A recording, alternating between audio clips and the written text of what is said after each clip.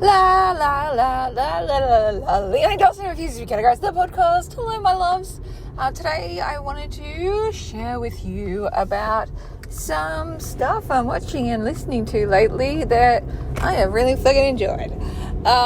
So as I shared in my last episode, I'm kind of fallow at the moment. My land is fallow, and I don't really want to create or push, and instead I'm kind of in this space of rest and filling up my well and consuming other people's creations, which is much fun. So I thought I'd share with you some of those things that I have really loved lately. First and foremost, Glennon Doyle has a new podcast out called We Can Do Hard Things. I love Glennon. Glennon is the fucking cat's bananas. I don't know. What's that phrase? The cat's milk. The cat's whiskers. The cat's tail? I don't know, but she's fucking great. And her new podcast is really funny and very sweet and very tender, and I love how blunt Glennon is, and also just, you know, her sensitivity and how she feels everything. And if you haven't heard of Glennon Doyle before, well, fucking buckle in, because she is one of my favorite writers. She wrote Love Warrior and Carry On Warrior and Untamed. Untamed was a crazy hit last year, but all of her books are great, and it's really about like being a woman and a soul in this world. And she calls it's brutiful world because it's brutal and beautiful all together. And she's just, I just so appreciate her honesty and sensitivity and tenderness. So it's fucking beautiful. I laughed, I cried, it was golden. So that's my podcast recommendation for you. I've also been watching a fair whack of TV, which is fun because I haven't been watching TV for a while, just because we changed our routines. But when I find really good stuff, it just thrills me. So I finished up watching all of Alone in Bridgerton, of course. Me and Zeta, my assistant, talked about that as being our favourite TV. So I thought I'd update you with what I've been watching recently and have really enjoyed. I binged all of a show called Love on the Spectrum, which is kind of a reality, documentary about people with autism wanting to date and find love.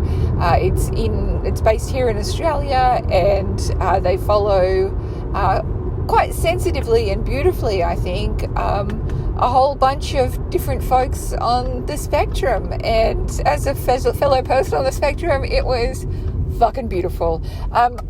It was kind of a smash hit when it came out, so even if you're not on the spectrum, I think you'll find it absolutely lovely and heartwarming and tender and just so hopeful and fucking glorious all at once. So I loved them.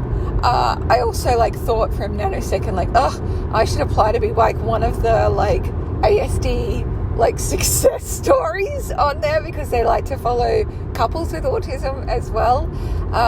Just so people know that it's totally possible and totally doable. My husband and I, it's our 20-year anniversary next week, and I'm more in love with him than ever. And I feel very fucking lucky that I found him when I was 18 years old. That's just such a ridiculous swing of good luck in a lot of ways.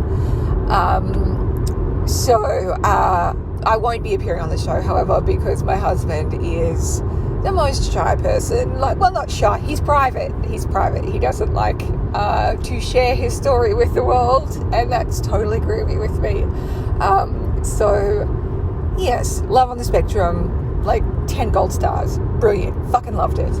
I also started watching Anne with an E, which is Netflix original production of Anne of Green Gables. So I think I watched Anne of Green Gables as a TV or movie when I was a kid, and I don't know if I've ever actually read the actual book, which is crazy because I was just such a massive book reader. Maybe I did, I just can't remember. But where it really hit home for me was there is a new graphic novel of Anne of Green Gables. It's called Anne of Green Gables, a graphic novel adaptation, I think it's called. And it was so fucking beautiful, like screamingly beautiful. And I just fell head over heels with Anne of Green Gables Live, of course. And like the Anne of Green Gables Live, like you don't choose it, it chooses you, you know? Anyway, when I saw that Netflix has got a production out of it, I was like, I need to check this out. And it is beautiful. Honestly, even just like the opening credits with the song and the absolutely fucking stunning artistry of it, like that's enough for me. Like I fucking died happy on that. That was fucking gorgeous. But the actual show itself is beautiful and highly recommended. It's super lovely. I will say, like, sometimes because she gets herself in these kinds of scraps and then doesn't mean to, but then kind of does the wrong thing, like sometimes that makes me feel a little bit uncomfortable and tense because I really hate uncomfortable television. I always have. It's something which I realize now is an autism thing, is that I don't like when people are doing the wrong thing. Like, if you want to terrorize me, lock me into a chair and make me watch Meet the Fockers, where Ben Stiller just continues to fuck shit up and have very tense conversations with his parents-in-law. That absolutely makes me feel very tense, and I don't like it whatsoever.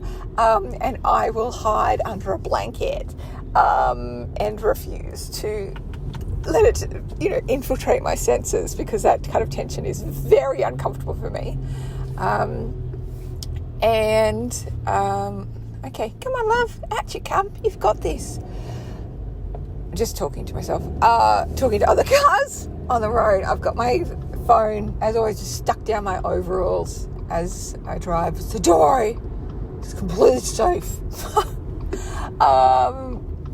And I am not driving fast whatsoever. I live in a tiny village that goes very slow. Okay, so what else? Anne of Green Gables, fucking gold. That was brilliant. So I love Love on the Spectrum. I loved Glennon Doyle's new podcast, and I loved Anne with an E. And that is about it, except for a song.